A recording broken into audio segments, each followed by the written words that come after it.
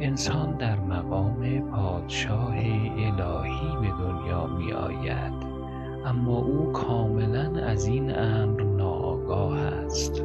ما با نشناختن دنیای درون از مقام پادشاهی خود، پادشاهی که همواره از آن ماست، ناآگاه میمانیم و به همین دلیل میل و آرزوی چیزهای کوچک را در سر میپرورانیم.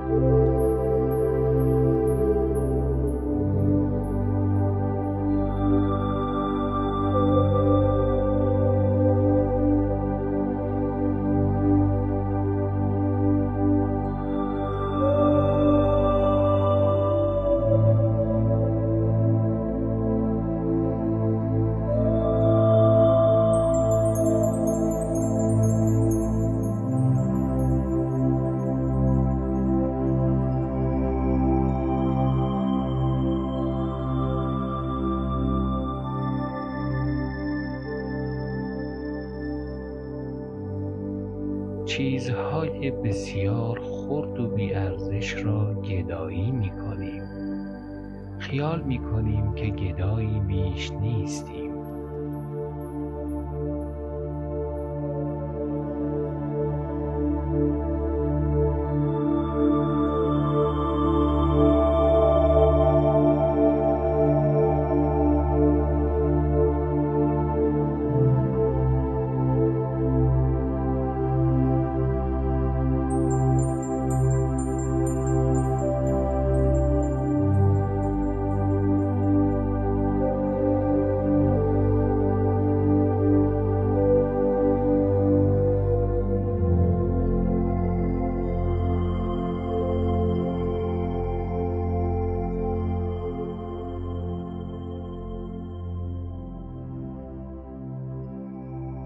همین که از خواب غفلت برخیزی، حیران خواهی شد. در خواهی یافت که تو نه یک گدا بلکه پادشاهی.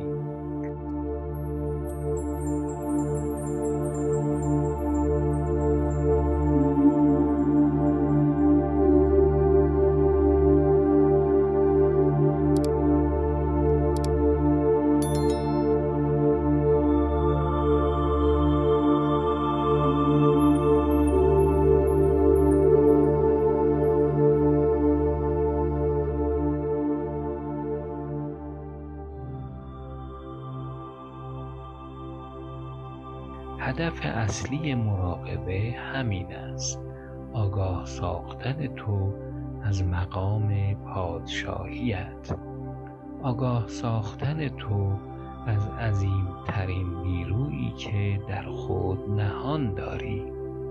آنگاه که به این آگاهی برسی، دیگر سفر را مشکل نمی‌یابی.